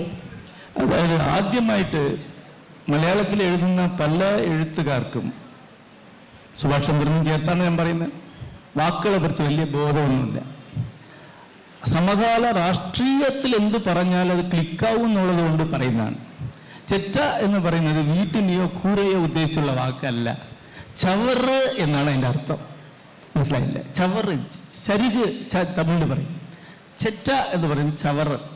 ചവറ് കൊണ്ട് കുടിൽ കെട്ടിയതിൻ്റെ അർത്ഥത്തിലാണ് ചെറ്റ കുടിൽ എന്ന് പറയുന്നത്. മനസ്സിലായില്ലേ? അല്ലാതെ കുടിലിനെ ഉദ്ദേശിച്ചുള്ള വാക്കല്ല അത്. അപ്പോൾ ഒരാളെ ചെറ്റ എന്ന് പറയുന്നത് ഒരു ചരുകാണ്, അല്ലെങ്കിൽ ഒരു കരിയിലയാണ് എന്നുള്ള അർത്ഥത്തിൽ, വേസ്റ്റ് എന്നുള്ള അർത്ഥത്തിലുള്ള ഒരു വാക്കാണ്. അതാണ് ട്രഡീഷണൽ അർത്ഥം. ആ അർത്ഥത്തിൽ ഞാൻ ഒട്ടും പ്രയോഗിക്കുക. നിങ്ങൾക്ക് വേറെ അർത്ഥം സ്വയമുണ്ടെങ്കിൽ അത് പ്രശ്നം നിങ്ങളതാണ്. ഈ ആൾക്ക് നിങ്ങൾക്ക് അങ്ങനെ തോന്നുന്നുണ്ടെങ്കിൽ അത് നിങ്ങളുടെ ജാതീയ ഉച്ചനീയത്വം കൊണ്ട് നിങ്ങൾക്ക് അങ്ങനെ തോന്നുന്നതാണ്. ട്രഡീഷണൽ വാക്കതല്ലേ. ഒരാളെ ഈ ചപ്പ് എന്ന് പറയുന്നു, കരിയില എന്ന് പറഞ്ഞു, അത് പറഞ്ഞാൽ എനിക്ക് രാഷ്ട്രീയമായിട്ട് ഇന്ന ജാതിയെ തോന്നുന്നു എന്ന് പറഞ്ഞു. അപ്പം നിന്റെ പ്രശ്നം എന്താണ്? നിനക്ക് തോന്നാണ്. പിന്നെ ഇതുപോലെ വാക്കുകൾ എടുത്തു വെച്ചിട്ട് വാക്കിന്റെ രാഷ്ട്രീയം പറയണമെങ്കിൽ ശരിക്കും വാക്ക് അറിഞ്ഞിട്ട് പറയണം. എനിക്ക് വാക്കറിയാം, മലയാളം വളരെ നന്നായിട്ട് അറിയാം. ഇവിടെ തമിഴിലും മലയാളത്തിൽ എഴുതുന്ന പല എഴുത്തുകാരെക്കാളും കൂടുതൽ നന്നായിട്ട് വാക്കറിയാം. കാരണം മലയാളത്തിലെ വാക്കുകൾ കൃത്യമായിട്ട് മനസ്സിലാക്കണമെങ്കിൽ നിങ്ങൾക്ക് നന്നായിട്ട് തമിഴ് അറിയണം. പല വാക്കുകളുടെ റൂട്ട് കിടക്കുന്ന തമിഴിലാണ്. എഴുതുന്ന തമിഴ് എഴുത്തുകാർക്ക് നല്ലൊരു ഭാഗം ആളുകൾക്കും തമിഴ് അറിയില്ല. ഇപ്പൊ ടി ഡി രാമകൃഷ്ണൻ ഉണ്ട്, മാഷിനറിയാം. ഏത് വാക്കെടുത്ത് നോക്കിയാലും റൂട്ട് നോക്കി കഴിഞ്ഞാൽ അവിടെ തമ്മിലേക്ക് പോകും. അപ്പൊ റൂട്ട് അറിയാവുന്ന ഒരാളെ അറിയാം എന്ത് വാക്കെന്ന് അറിയാം. അവൻ പ്രയോഗിച്ച് അർത്ഥം അറിഞ്ഞു തന്നെ പ്രയോഗിക്കും. മനസ്സിലായില്ല? അതുകൊണ്ട് ഇതുപോലത്തെ സില്ലി ചർച്ചകളിലേക്ക് ഇറങ്ങാൻ എനിക്ക് താല്പര്യമില്ല. ഇത് വന്നിട്ട് വെറുതെ ശ്രദ്ധ പിടിക്കുകയും ശരിക്കുള്ള ഇഷ്യൂവിൽ നിന്ന് പുറത്തേക്ക് കൊണ്ടുപോകാനും ചെയ്യുന്ന ഒരാൾക്കാണ്. വാക്കിൽ കയറി പിടിച്ചുള്ള ചർച്ച, അതിന് ഭാഷാ പണ്ഡിതന്മാർ വരട്ടെ, സംസാരിക്കാം. അല്ലാതെ ചെറുകിട എഴുത്തുകാരോടൊന്നും ഇത് സംസാരിക്കാനുള്ള ഇടത്തിൽ എനിക്കില്ല.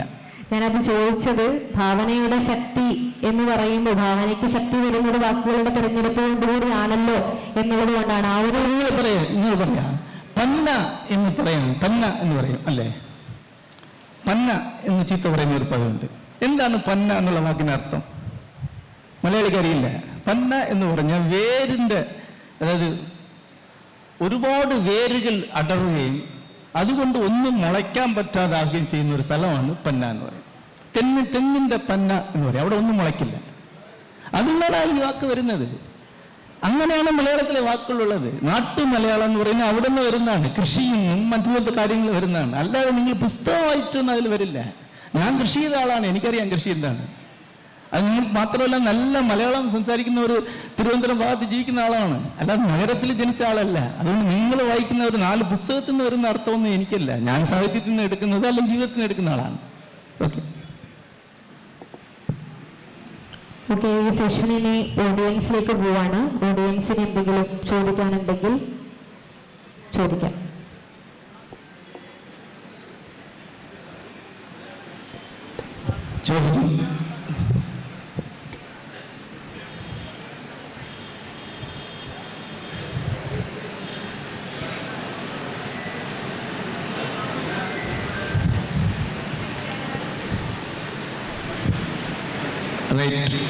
തോന്നുന്നില്ലെങ്കിൽ അത്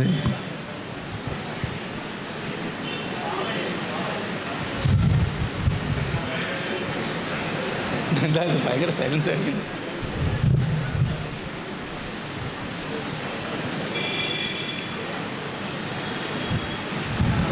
ശരി, അപ്പം നിങ്ങളെന്തെങ്കിലും ചോദിക്കും?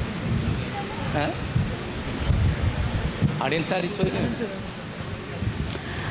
ഇവിടെ ചർച്ച ചെയ്യപ്പെടുന്ന വിഷയം ഭാവനയുടെ ശക്തി എന്നുള്ളതാണ്.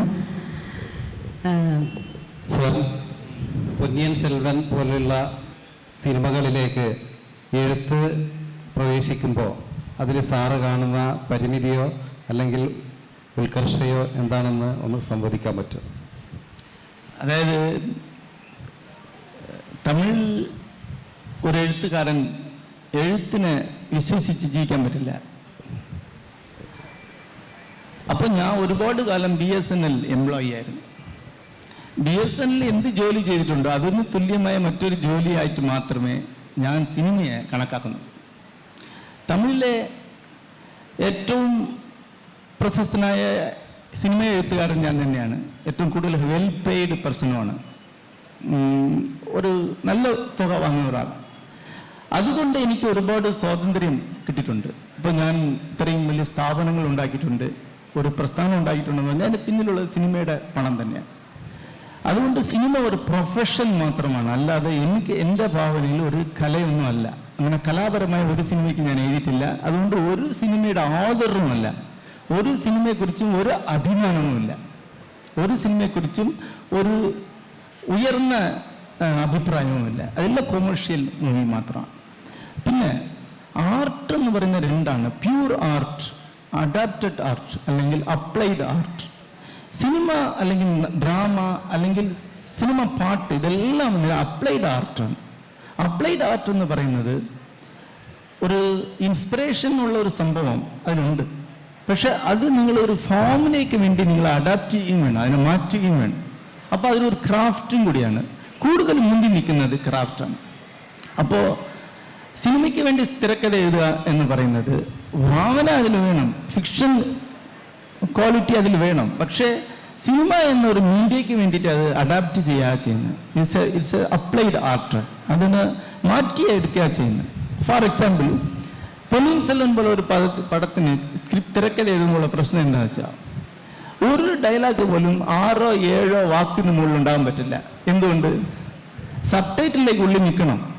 കാരണം 16 ഭാഷയിൽ സബ് ടൈറ്റിൽ പോകുന്ന ഒരു സിനിമയാണത്. അത് അസാമീസ് ഭാഷയിലും സബ് ടൈറ്റിലുണ്ട്, സ്വീഡിഷ് ഭാഷയിലും സബ് ടൈറ്റിലുണ്ട്. സബ് ടൈറ്റിൽ അതിൻ്റെ ഫ്രെയിമിൻ്റെ ഉള്ളിൽ നിൽക്കുന്ന രീതിയിൽ ഡയലോഗ് എഴുതണം. അപ്പോൾ അതൊരു സ്വാഭാവികതയില്ല.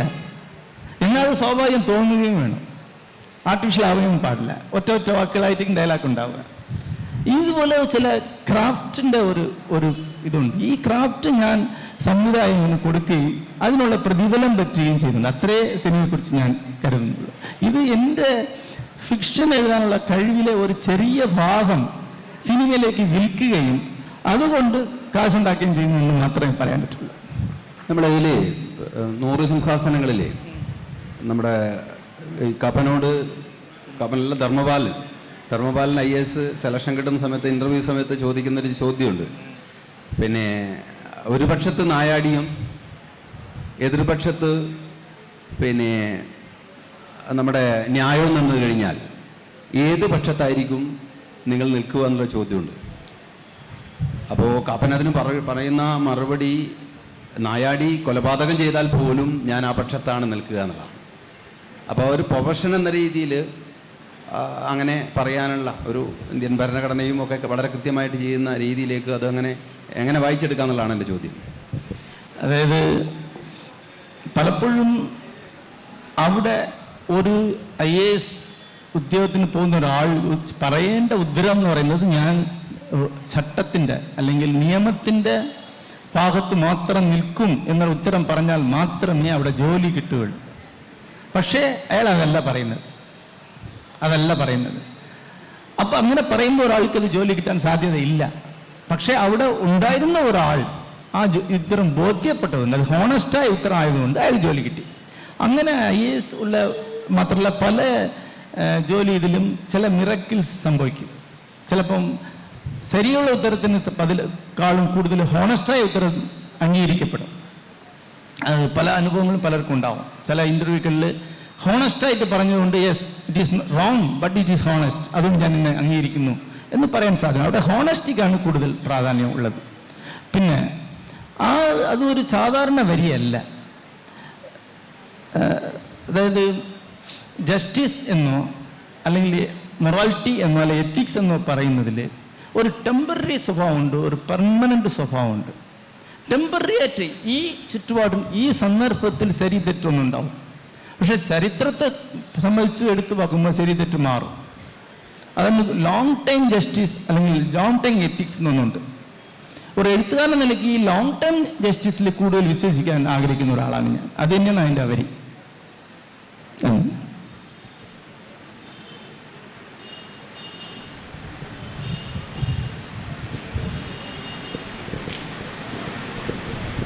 പ്രിയ ജയമോഹനെ, ഉറവിടങ്ങൾ എന്ന പുസ്തകം തൊട്ടാണ് ഞാൻ വായിക്കാൻ തുടങ്ങിയത്. ഉറവിടങ്ങൾ, ആന ഡോക്ടർ, 100 സിംഹാസനങ്ങൾ മുതൽ കെറ്റിൽ ഡോക്ടർ വരെ വായിച്ചിട്ടുണ്ട്. ജയമോഹൻ്റെ അമ്മയെ മലയാള കവിത വായിച്ചാണ് അല്ലെങ്കിൽ ചങ്ങമ്പുഴയാണ് കൊന്നത് എന്ന രീതിയിൽ അതിൽ ഉറവിടങ്ങളിലൊരു പരാമർശം ഞാൻ ശ്രദ്ധിച്ചിട്ടുണ്ട്. അമ്മ നന്നായി മലയാള കവിത വായിക്കുമായിരുന്നു. അതുപോലെ ജയമോഹൻ മലയാള കവിതയെ മനസ്സിലാക്കിയ ഒരാളാണ്. 1999 കുറ്റാലം കവിതാ ക്യാമ്പിൽ ജയമോഹൻ, സുന്ദര രാമസ്വാമി, ആറ്റൂർ, അതുപോലെ കൽപ്പറ്റ, ഇവരൊക്കെയുള്ള ആ ക്യാമ്പ് കഴിഞ്ഞ മാസം ഈ അടുത്ത സ്ഥലത്ത് ടി പി രാജീവൻ്റെ ഒരു അനുസ്മരണം 1-ാം ചരമവാർഷികം നടക്കുകയുണ്ടായി. അങ്ങയുടെ സുഹൃത്തും തമിഴിലെ പ്രശസ്ത കവിയുമായ യുവൻ ചന്ദ്രശേഖരാണ് അവിടെ വന്നത്. അദ്ദേഹം പറഞ്ഞു, ടി പി രാജീവനെ ഞങ്ങൾക്ക് ഏറ്റവും നന്നായി തമിഴിലേക്ക് വിവർത്തനം ചെയ്തു തന്നത് ജയമോഹനാണ്. എന്താണ് ജയമോഹന് സമകാലീന മലയാള കവിതയെക്കുറിച്ച്, അതിൻ്റെ ഭാവനയെക്കുറിച്ച് ഒന്ന് പറയാനുള്ളത്?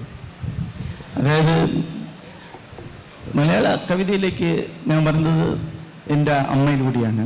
അമ്മ കുമാരനാശാൻ്റെയും ചങ്ങമ്പുഴയുടെയും ഒരു വലിയൊരു ഫാനായിരുന്നു. ഒരുപാട് കവിതകൾ മനഃപ്പാടമായിട്ട് പറയുകയും പാടുകയും ചെയ്യുന്നവരായിരുന്നു. പിന്നെ എനിക്ക് വ്യക്തിപരമായി അയ്യപ്പ പണിക്കരെയും ആറ്റൂർ രവിവർമ്മയും വളരെ നന്നായിട്ട് അറിയാം. അതുകൊണ്ട് അവരിലൂടെ ആധുനിക കവിതയിലേക്ക് വരികയുണ്ടായി. 91 ആദ്യമായി തൽക്കാല മലയാള കവിതകൾ എന്ന പേരിൽ ഒരു സമാഹാരം തമിഴിൽ ട്രാൻസ്ലേറ്റ് ചെയ്തിരുന്നു. അതിനുശേഷം ഇതുവരെയ്ക്കും 12 സമാഹാരം മലയാള കവിതകൾ തമിഴിലേക്ക് ഞാൻ ട്രാൻസ്ലേറ്റ് ചെയ്തിട്ടുണ്ട്. വേറെ ആളുകൾ ട്രാൻസ്ലേറ്റ് ചെയ്ത മലയാള കവിതകൾ 4 പുസ്തകങ്ങൾക്ക് ഞാൻ പഠനം അല്ലെങ്കിൽ പ്രിഫേസ് എഴുതിയിട്ടുണ്ട്. മലയാള കവിതയെക്കുറിച്ച് ധാരാളം തമിഴിൽ എഴുതിയിട്ടുള്ള ഒരാളാണ്. ആറ്റൂരിൻ്റെയും സച്ചിദാനന്ദൻ്റെയും ഒക്കെ കവിതകൾ ട്രാൻസ്ലേറ്റ് ചെയ്തിരുന്നു. പിന്നെ കൽപ്പറ്റ നാരായണൻ്റെ തൊടുതീരൈ, അതായത് ടച്ച് സ്ക്രീൻ, മലയാളത്തിൽ ടച്ച് സ്ക്രീൻ, തമിഴിൽ തൊടുതീരൈ എന്ന പേരിൽ ഒരു സമാഹാരം ഇറക്കിയിട്ടുണ്ട്. പിന്നെ KG ശങ്കരപ്പിള്ളയുടെ സമാഹാരം ഞാൻ തന്നെ വിവർത്തനം ചെയ്തിട്ടുണ്ട്. ഇപ്പോൾ സച്ചിദാനന്ദൻ്റെ ഒരു സമാഹാരം പ്രസിദ്ധീകരിക്കാൻ ഇരിക്കുന്നുണ്ട്. മലയാള കവിതയോട് തുടർച്ചയായിട്ട് ഒരു സംവാദത്തിൽ ഏർപ്പെട്ടിരിക്കുന്ന ഒരാളാണ് ഞാൻ. മലയാള കവിതയിൽ എനിക്ക് ഇഷ്ടപ്പെട്ട കവിതകളുണ്ട്, എനിക്ക് ഒരുപാട് വിമർശനങ്ങളുമുണ്ട്. അങ്ങനെ ചില വിമർശനങ്ങളൊക്കെ മുമ്പോട്ട് വയ്ക്കുകയും ഒരുപാട് ചർച്ചകൾ ഇവിടെ ഉണ്ടായിട്ടുണ്ട്. മലയാള കവിതയിലെ റൊമാൻറ്റിസിസം എന്ന് പറയുന്ന കാൽപ്പനിക ഭാവത്തോട് എനിക്ക് അത്ര താല്പര്യമില്ല. കാരണം അത് കാൽപ്പനികത വളരെ സ്വാഭാവികമായി ആ കവി തന്നെ ഒരു കാൽപ്പനിക വ്യക്തിയാണെങ്കിൽ വളരെ സ്വാഭാവികം വന്നാൽ മാത്രമേ കാൽപ്പനിക ഒരു വർത്തിയുള്ളൂ. കാരണം ചങ്ങമ്പുഴ ഒരു കാൽപ്പനികനാണ്, കാൽപ്പനിക ജീവിതം ജയിച്ച ആളാണ്, സ്വാഭാവികമായ കാൽപ്പനികതയുള്ളത്. പക്ഷെ ആർട്ടിക്കുലേറ്റ് എന്ന് പറഞ്ഞാൽ ബുദ്ധിമുട്ടി എഴുതുന്ന കാൽപ്പനികത അല്ലെങ്കിൽ വൃത്തബദ്ധമായി എഴുതപ്പെടുന്ന ഒരു കാൽപ്പനികതയ്ക്ക് വലിയ കാര്യമൊന്നുമില്ല. അത് വായിക്കുമ്പോൾ തന്നെ ഒരു മടുപ്പുണ്ടാക്കുന്ന ഒരു സംഭവമാണ്. അങ്ങനെ കവിതയെക്കുറിച്ച് ചില അഭിപ്രായങ്ങൾ ഞാൻ ഇവിടെ പറഞ്ഞിട്ടുണ്ട്. എനിക്ക് മലയാളത്തിൽ ഏറ്റവും ഇഷ്ടപ്പെട്ട കവി കൽപ്പറ്റ നാരായണൻ തന്നെയാണ്. കൽപ്പറ്റ നാരായണൻ കവിയായിട്ടല്ല, വെറും നോട്ട്സായിട്ട്, അതായത് 1986 എൻ്റെ ഓർമ്മ, വൈദ്യശാസ്ത്രം എന്നൊരു ചെറിയ പരിസ്ഥിതി പ്രസിദ്ധീകരണത്തിൽ ഒഴിഞ്ഞ വൃക്ഷഛായയിൽ എന്ന് പറഞ്ഞിട്ട് ചില നോട്ട്സുകൾ കൽപ്പറ്റ എഴുതുണ്ടായി. നോട്ട്സാണ് എഴുതിയിരുന്നത്, കുറിപ്പുകൾ എന്നാണ് എഴുതിയിരുന്നത്. പക്ഷേ ഞാൻ അങ്ങ് 25 വയസ്സായ ഞാൻ കൽപ്പറ്റയുടെ വീട്ടിൽ അന്വേഷിച്ച് പോയി കൽപ്പറ്റയോട് പറഞ്ഞത് കവിതയാണ്, നിങ്ങളാണ് മലയാളത്തിൽ നിന്ന് വളരെ ഒറിജിനലായ കവിത എഴുതുന്നത് എന്ന് പറയുകയുണ്ടായിരുന്നു. അങ്ങനെ കൽപ്പറ്റയ്ക്ക് തന്നെ കൽപ്പറ്റ ഒരു കവിതയാണെന്ന് പറഞ്ഞൊരു ഒരു അഭിമാനം എനിക്കുണ്ട്. കാരണം ഇന്ന് വരയ്ക്കും കൽപ്പറ്റയുടെ ഒരു നല്ല വായനക്കാരനാണ്. അതുപോലെ തന്നെ TP Rajeevan, P Raman. P P Ramachandran, അങ്ങനെ എനിക്കിഷ്ടപ്പെട്ട ഒരുപാട് മലയാള കവികളുണ്ട്. അവരെക്കുറിച്ച് നിത്യചൈതന്യതയുടെ ഊട്ടി ഗുരുകുലത്തിലും അതിനു മുമ്പ് കുറ്റാലത്തിലും ഒരു 10ഓളം തമിഴ് മലയാള കവിതകളുടെ ഒരു സംവാദ അരങ്ങുകൾ ഞാൻ ഓർഗനൈസ് ചെയ്തിട്ടുണ്ട്. അതിലൂടെ ഈ തമിഴ് കവിത ഒരുപാട് മലയാള കവിതയും മലയാള കവിത ഒരുപാട് തമിഴ് കവിതയും സ്വാധീനിക്കുകയും ചെയ്തിട്ടുണ്ട്. ഒരു ഭാഷയുടെ ദ ബെസ്റ്റ് എക്സ്പ്രഷൻ ആ കവിതയിലേക്ക് ഉണ്ടാവുക. അങ്ങനെ കവിതയെ ഒരു ഭാഷയിലേക്ക് കമ്മ്യൂണിക്കേറ്റ് ചെയ്യുക എന്ന് പറയുന്നത് ഒരു 2 ഭാഷകളുടെ ഒരു ബന്ധത്തിന് ഏറ്റവും നല്ല ഒരു മാർഗമാണ് എന്നാണ് ഞാൻ വിചാരിക്കുന്നത്. ഇന്നുള്ള മലയാള കവിത കൂടുതലും ഗദ്യത്തിലുള്ള കവിതകൾ കൂടുതൽ വരുന്നുണ്ട്. ഇന്നുള്ള കവിതകളിലും ധാരാളം നല്ല കവിതകൾ ഞാൻ ശ്രദ്ധിച്ച് വായിക്കുന്നുണ്ട്. പക്ഷേ ഇപ്പോൾ അങ്ങനെ ഒരു അരങ്ങുകൾ ഉണ്ടാക്കാനുള്ള അരങ്ങിൽ ഇപ്പോൾ നടത്തിയിട്ട് ഒരുപാട് കാലമായി, 10 കൊല്ലത്തിന് മുകളിലായി. എൻ്റെ പ്രിയപ്പെട്ട കവിയായ വീരാൻകുട്ടി ഇടയ്ക്കിടയ്ക്ക് ചോദിക്കും നമുക്ക് വെക്കണ്ടേ അടുത്തുനിന്ന്. അങ്ങനെ ഒരു സംഭവം ചെയ്യേണ്ടതുണ്ട്, നോക്കട്ടെ. സർ, അങ്ങേ കേട്ടതിൻ്റെ സൗഭാഗ്യം, അതിനുള്ള നന്ദിയാണ് ആദ്യമേ പറയാൻ പോകുന്നത്. അങ്ങയുടെ ഈ ആന ഡോക്ടർ എന്നുള്ള നോവലിൽ മലയാളികളെക്കുറിച്ച് പറയുന്ന കുറേ വരികളുണ്ട്. യഥാർത്ഥത്തിൽ അത് മലയാളികൾ കിട്ടിയ വലിയൊരു അടി തന്നെയാണ്. അതിൽ പ്രകൃതിയെ സ്നേഹിക്കുന്ന ഞങ്ങളെപ്പോലുള്ളവർക്ക് അഭിമാനം കൊള്ളുന്നു. അതിനുശേഷം, അതായത് ബിയർ കുപ്പികൾ കാട്ടിലേക്ക് വലിച്ചെറിഞ്ഞ് അതിലേക്ക് ചവിട്ടിപ്പോകുന്ന ആനകളുടെ ദുരന്തത്തെക്കുറിച്ച് അങ്ങ് വളരെ വ്യക്തമായി പറയുന്നുണ്ട്. അതിനെതിരായിട്ട് താങ്കൾക്ക് വനം വകുപ്പിൽ നിന്നോ അതല്ലെങ്കിൽ ഈ ഗവൺമെന്റിൽ നിന്നോ മറ്റോ പ്രതിരോധങ്ങൾ എന്തെങ്കിലും ഉണ്ടായിട്ടുണ്ടോ വ്യക്തിപരമായിട്ട്? അതല്ലെങ്കിൽ അവർ പരിഹരിപ്പിക്കേണ്ട ഒരു ചരിത്രമായിട്ട് പിൽക്കാലത്ത് ആരെങ്കിലും പറഞ്ഞിട്ടുണ്ടോ? അതായത് ഈ നോവലിലെ ഈ വ്യാഖ്യാനം കൊണ്ട് താങ്കൾക്ക് അനുകൂലമായ ഏതെങ്കിലും ഒരു പ്രസ്താവനകൾ ഉണ്ടായിട്ടുണ്ടോ എന്നാണ് ചോദ്യം. അതായത് ആന ഡോക്ടർ അറം സീരിയൽ കഥകളിൽ ഒന്നാണ്. ആ കഥ ഇതുവരെയ്ക്കും ഇന്ത്യൻ ഭാഷകളിൽ എല്ലാത്തിലും തന്നെ വിവർത്തനം ചെയ്തിട്ടുണ്ട്. എല്ലാ ഭാഷയിലും കൂടുതൽ വായിക്കപ്പെട്ട കഥകളിലൊന്നാണ്. കാരണം ഈ പ്രശ്നം ഇന്ത്യ മുഴുവനുണ്ട്. ഏറ്റവും കൂടുതലുള്ളത് ഇപ്പോൾ കത്തുകൾ വെച്ച് നോക്കിയാൽ ഹിന്ദിയിലെ വിവർത്തനത്തിൽ കൂടി കൂടുതൽ കത്തുകൾ വരുന്നത്. കാരണം ഹിമാചൽ പ്രദേശ് ഭാഗത്തിലാണ് ഏറ്റവും കൂടുതൽ ഈ പ്രശ്നമുള്ളതെന്നാണ് പറയുന്നത്.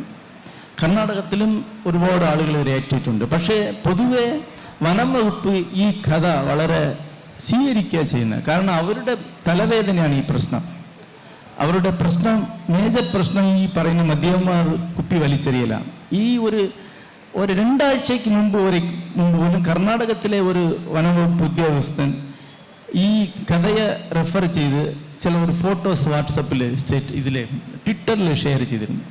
ഇതെന്നാണ് കർണാടകത്തിൽ സംഭവിക്കുന്നത്, അതായത് മംഗളൂർ ഭാഗത്ത്.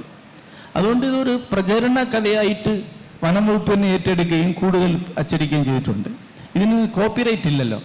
അതുകൊണ്ട് തമിഴ്നാട്ടിലെ പരിസ്ഥിതി പ്രസ്ഥാനക്കാർ ഒരുപാട് ഇത് ഫ്രീ കോപ്പിയായിട്ട് അച്ചടിച്ച് ലക്ഷക്കണക്കോളം കോപ്പികൾ വന്നിട്ട് ഡിസ്ട്രിബ്യൂട്ട് ചെയ്യുന്നുണ്ട്. അതുകൊണ്ട് ഒരുപാട് എല്ലാവർക്കും അറിയപ്പെടുന്ന ഒരു കഥയാണ്. തമിഴ്നാട്ടിൽ 9ാം ക്ലാസ്സിൽ പാഠമായിട്ടിരിക്കുന്ന കഥയും കൂടിയാണ്. ഇവിടെ എവിടെയും പാഠമായിട്ടിരിക്കുന്നുണ്ട്. അങ്ങനെ ഒരു ബോധവൽക്കരണം ഉണ്ടാക്കാൻ ആ കഥയ്ക്ക് കഴിഞ്ഞിട്ടുണ്ട്. ആ കഥയ്ക്ക് 2 മാനങ്ങളുണ്ട്. ഒന്ന്, ഈ കുപ്പി വലിച്ചെറിയുന്നതിനെ പറ്റിയുള്ള ഒരു ഭാഗം, അതൊരു പ്രചരണ കാര്യമാണ്, അതൊരു ഇമോഷണലായ കാര്യമാണ്. അതിനൊരു എസ്തെറ്റിക്കലായ ഒരു എലിമെൻ്റ് ഉണ്ട്. അത് പുഴുവിനും ആനയ്ക്കും തമ്മിലുള്ള ആ ബന്ധമാണ് ആ കഥയെ എസ്തെറ്റിക്കലാക്കുന്നത്. ആന ഡോക്ടർ ഒരു പുഴുവിനെ എടുത്തിട്ട് കൊച്ചു മോനെ നിനക്ക് തിന്നാൻ ഒരു ആന തന്നെ വേണോ അല്ലേ എന്ന് ചോദിക്കുന്നിടത്തിൽ വേറൊരു ആർട്ടുണ്ട്. ആ ആർട്ടാണ് കൂടുതലും ആളുകളേക്ക് ഈ കഥയ്ക്ക് കൊണ്ടുവരാനുള്ള കാരണമായിരിക്കുന്നത്.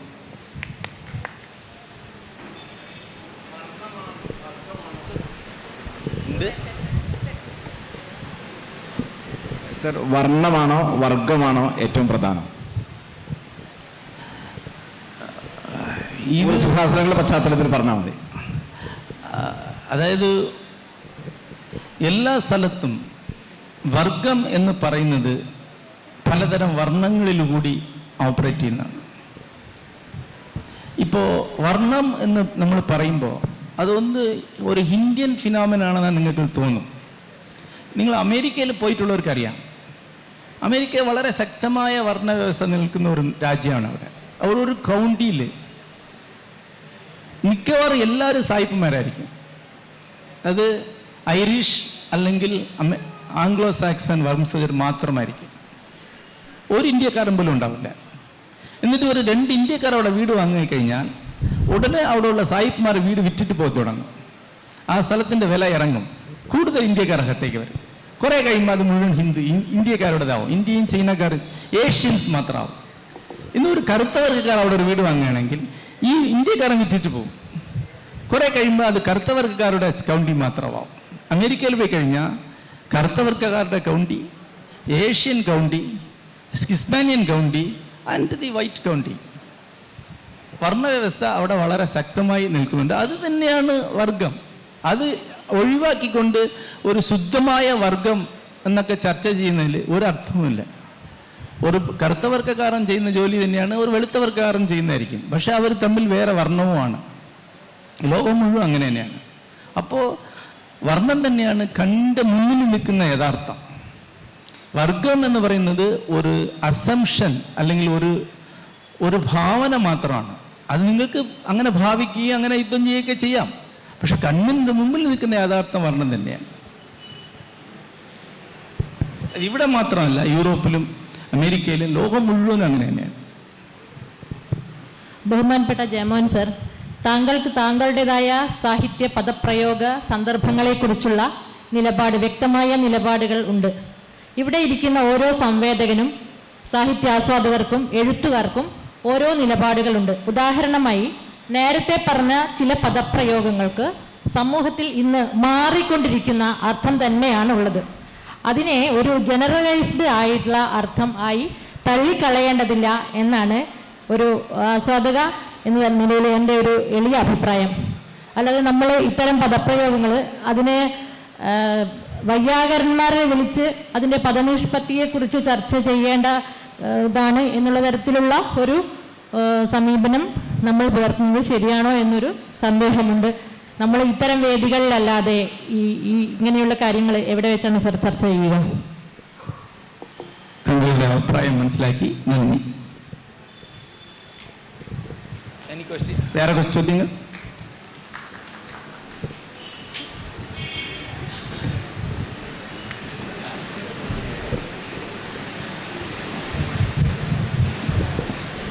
നമസ്കാരം സർ. ആദ്യമായിട്ട് നേരിട്ട് കണ്ടതിലുള്ള സന്തോഷം എന്ന് വ്യക്തിപരമായി അറിയിക്കുകയാണ്. എൻ്റെ ചോദ്യം ഇന്നത്തെ വിഷയത്തിൽ ഊന്നിക്കൊണ്ട് തന്നെ ഒരു ചെറിയ ചോദ്യമാണ്. ഇപ്പം താങ്കളുടെ കർമ്മമേഖലകളിൽ സിനിമയും സാഹിത്യവും രണ്ടും ഒരുപോലെ കടന്നു വരുന്നുണ്ട്. ഇന്നത്തെ നമ്മുടെ വിഷയം ഭാവനയുടെ ശക്തി എന്നതാണ്. അപ്പം ഈ സിനിമയുടെ ഭാവനയ്ക്കാണോ സാഹിത്യത്തിന്റെ ഭാവനയ്ക്കാണോ ഒരു മെന്റൽ റവല്യൂഷൻ ക്രിയേറ്റ് ചെയ്യാൻ കൂടുതൽ ശക്തി, കൂടുതൽ ബലം സാഹിത്യത്തിന്റെ ഭാവനയ്ക്കാണോ സംഭവിക്കുന്നത്, അല്ലെങ്കിൽ സിനിമയിലെ ഭാവനയിലൂടെയാണോ നമുക്ക് സാധ്യമാകുന്നത്? താങ്കളുടെ ഒബ്സർവേഷൻ എന്ന് അറിഞ്ഞാൽ കൊള്ളാമെന്നുണ്ട് സർ. അതായത് ഒരു 30 കൊല്ലം മുമ്പ് പ്രശസ്ത നിരൂപകനായ ക്ലിൻ ബ്രൂക്സിൻ്റെ ഒരു ഡിഫിനിഷനുണ്ട്. അതായത് ആർട്ടിൽ തന്നെ രണ്ടുണ്ട്. പെർമനന്റ് ആർട്ട് അല്ലെങ്കിൽ പെരനിയൽ ആർട്ട് എന്നുണ്ട്, ടെമ്പററി ആർട്ട് അല്ലെങ്കിൽ താൽക്കാലികമായ കല എന്നുണ്ട്. ഇതൊരു പോസ്റ്റർ എന്ന് പറയുന്ന ഒരു ടെമ്പററി ആർട്ടാണ്. പല ആധുനിക കലകളും ടെമ്പററി ആർട്ടാണ്. അതിന് ഒരുപാട് കാലത്തിൻ്റെ പഴക്കമൊന്നും ഉണ്ടാവില്ല. ഫോർ എക്സാമ്പിൾ, ഇപ്പോൾ നെറ്റ്ഫ്ലിക്സ്, അമേസോൺ വരുന്നുണ്ട്. ഇതിൽ വളരെ ബന്ധപ്പെട്ട ഒരാളാണ് ഞാൻ. ഇതിൻ്റെ അകത്തുള്ള ആളുകൾ പറയുന്ന ഒരു വാർത്ത ഉണ്ട്. 5 കൊല്ലത്തിലേറെ പഴക്കമുള്ള സിനിമകൾ കാണുന്നവർ ലോക ജനതയിൽ തന്നെ 5% താഴെയാണ്. അതായത് 95% ഓഡിയൻസ്, അമേസോണിൻ്റെ ഓഡിയൻസും 5 കൊല്ലത്തിനുള്ളിലുള്ള സിനിമകൾ മാത്രമേ കാണുന്നുള്ളൂ. നിങ്ങൾ അമേസോണിലേക്ക് ചെന്ന് നോക്കിയാൽ ലോക ക്ലാസിക് സിനിമകളുടെ ഒരു വൻ കളക്ഷൻ ഉണ്ട്. പക്ഷേ 5% ആളുകളെ അത് കാണുന്നുള്ളൂ, വേറെ ആരും അത് കാണുന്നില്ല. മുഴുവൻ ആളുകളും പുതിയത് മാത്രമേ കാണുള്ളൂ. കാരണം അത് ടെമ്പററി ആർട്ടാണ്. കാരണം അതിൻ്റെ സ്വഭാവം അതാണ്. അത് മീഡിയയുടെ സ്വഭാവം അതാണ്. അതായത് ഒരു പഴയ പടം എത്ര ക്ലാസിക് ആയെങ്കിലും അതിൻ്റെ ക്വാളിറ്റി, അതിൻ്റെ വിഷ്വൽ ക്വാളിറ്റി വളരെ പഴയതായിരിക്കും, അതിൻ്റെ ഷോട്ട് പഴയതായിരിക്കും, നിങ്ങളത് കാണില്ല. ഒരു നിരൂപകൻ മാത്രമേ ഇരുന്ന് കാണുള്ളൂ. ഇപ്പം ഞാൻ ഒരു 10 ക്ലാസിക് പടങ്ങൾ കണ്ടു കഴിഞ്ഞാൽ നിങ്ങളൊന്നും കണ്ടിട്ടുണ്ടാവില്ല. ഇന്നുള്ള പടം മാത്രമേ കാണുള്ളൂ. പക്ഷെ സിനിമ നോവൽ അങ്ങനെയല്ല. ടൈംസ് ലിറ്റററി സപ്ലിമെൻ്റ് എഡിറ്ററോട് ഇപ്പോൾ ഏറ്റവും കൂടുതൽ വിറ്റ് ചെയ്യുന്ന പുസ്തകങ്ങളുടെ ലിസ്റ്റ് ചോദിക്കുമ്പോൾ അയാൾ പറയുന്നത് എപ്പോഴും കൂടുതൽ വിറ്റ് കഴിയുന്ന ആദർ ടോൾസ്റ്റോയാണ്. 130 കൊല്ലമായി നിരന്തരം ബെസ്റ്റ് സെല്ലറിൽ ഇരിക്കുന്ന ഒരാളാണ്. എല്ലാ കാലത്തിലും ആളുകൾ വായിക്കുന്നുണ്ട്. അപ്പോൾ സാഹിത്യം എന്ന് പറയുന്നത് ഒരുതരം പെർമനൻ്റ് ആർട്ടാണ്. അപ്പം എൻ്റെ വ്യക്തിപര അനുഭവം തന്നെ പറയാം. നാൻ കടവുൾ പടം ഈ 7-ാം ലോകം എന്ന് പറയുന്ന എൻ്റെ നോവലിനെ അഡാപ്റ്റ് ചെയ്തുകൊണ്ട് സിനിമയാണ്. അപ്പോൾ പലരും എന്നോട് ചോദിച്ചു, നോവലിനെ സിനിമയാക്കി കഴിഞ്ഞാൽ നോവൽ ഇല്ലാതാവും. സിനിമ വളരെ വലുതാണല്ലോ. സിനിമ രാഷ്ട്രപിതാവിൻ്റെ അവാർഡൊക്കെ വാങ്ങിയ ഒരു സിനിമയാണത്. നാഷണൽ അവാർഡ് 2 അവാർഡൊക്കെ വാങ്ങിയത്. സംവിധായകനും ബെസ്റ്റ് മൂവിക്കുള്ള അവാർഡ് വാങ്ങിയ പടമാണ്. അപ്പോൾ നാഷണലിൽ നോൺ കടവിൽ പോയി കഴിഞ്ഞാൽ പിന്നെ ആര് ഈ 7-ാം ലോകം വായിക്കും എന്ന് പറഞ്ഞു. ഞാൻ പറഞ്ഞ അങ്ങനെയല്ല. ഈ സിനിമ എത്ര മഹത്തായ സിനിമയായാലും 5 കൊല്ലത്തിനപ്പുറം അതിനൊരു വാല്യൂ ഇല്ല. നോവലൂടെ ഉണ്ടാവും. അത് തന്നെ സംഭവിച്ച് ഇന്ന് നാൻ കടവുൾ ഒരു പേര് മാത്രമാണ്. അമേസാനിലുണ്ട്, ആരെങ്കിലും കണ്ടാലുണ്ട്. പക്ഷേ 7-ാം ലോകം ഓരോ കൊല്ലവും 2ഉം 3ഉം പതിപ്പ് വന്നുകൊണ്ടിരിക്കുകയാണ്. അതിൻ്റെ ഇംഗ്ലീഷ് വെർഷൻ അബീസ് കഴിഞ്ഞ കൊല്ലമാണ് വന്നത്. അതിൻ്റെ ഇൻ്റർനാഷണൽ എഡിഷൻ ട്രാൻസിറ്റ് പബ്ലിക്കേഷൻസ് വന്നിട്ട് അടുത്ത കൊല്ലം പബ്ലിഷ് ചെയ്യാൻ പോവാണ്. അടുത്ത കൊല്ലം പറഞ്ഞാൽ 2006 അബീസ് പബ്ലിഷ് ചെയ്യാൻ പോവാണ് ഇംഗ്ലീഷിൽ. അപ്പോൾ അത് ലോകം മുഴുവൻ പോയിക്കൊണ്ടിരിക്കുകയാണ് പുസ്തകം. കാരണം 20 കൊല്ലം ആയി കഴിഞ്ഞാലും ഒരു പുസ്തകം പഴയതാകുന്നില്ല. 5 കൊല്ലം ആയി കഴിഞ്ഞാൽ സാഹിത്യം പഴയ. അപ്പോൾ ലോങ് ടൈം നോക്കിക്കഴിഞ്ഞാൽ പുസ്തകത്തിൻ്റെ ഇമ്പാക്റ്റും പുസ്തകത്തിൻ്റെ ഇൻഫ്ലുവൻസും ഒരിക്കലും സിനിമ ഉണ്ടാക്കുന്നില്ല. ടെമ്പററി ആയിട്ട് മാത്രമേ ഒരു സിനിമയ്ക്ക് ഒരു ഇൻഫ്ലുവൻസ് ഉണ്ടാകാൻ കഴിയുള്ളൂ. അതുകൊണ്ട് സിനിമ ഒരു ഇൻഫീരിയർ ആർട്ട് തന്നെ ആണ് എന്നൊരു സിനിമാക്കാരനായിട്ടിരുന്ന് ഇവിടെ പറയാൻ അഭിമാനമുണ്ട്.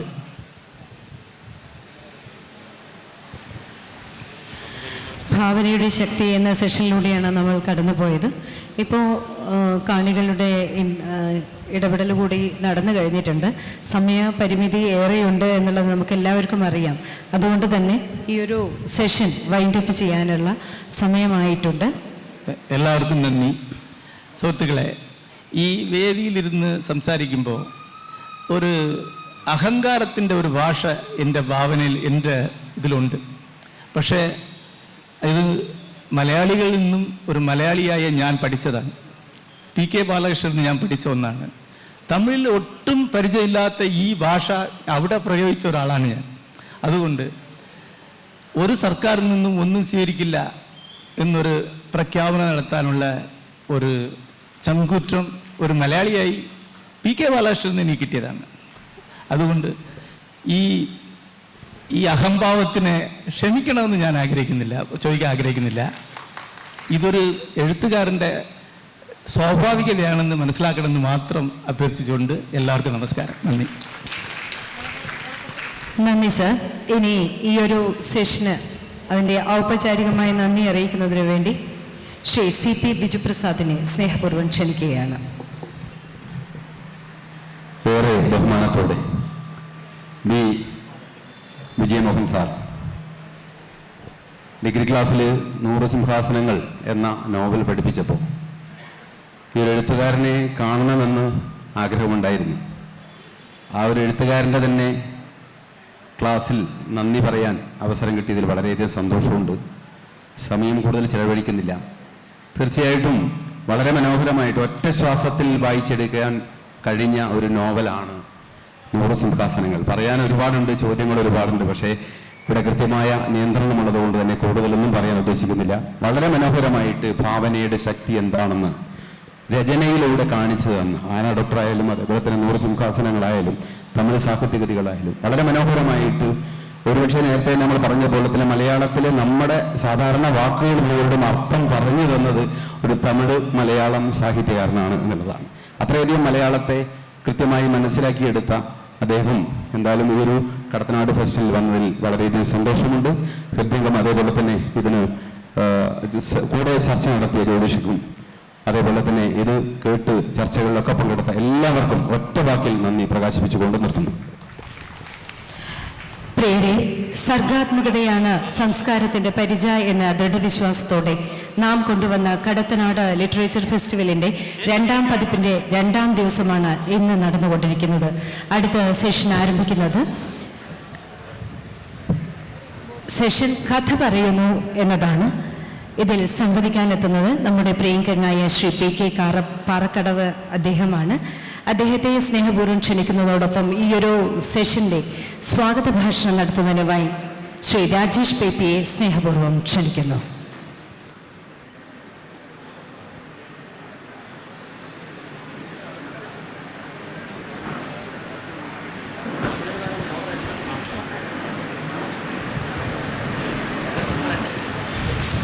ഇതിൻ്റെ മോഡറേറ്ററായി വർദ്ധിക്കുന്നത് ശ്രീ എളമ്പിലാട് നാരായണൻ അദ്ദേഹമാണ്.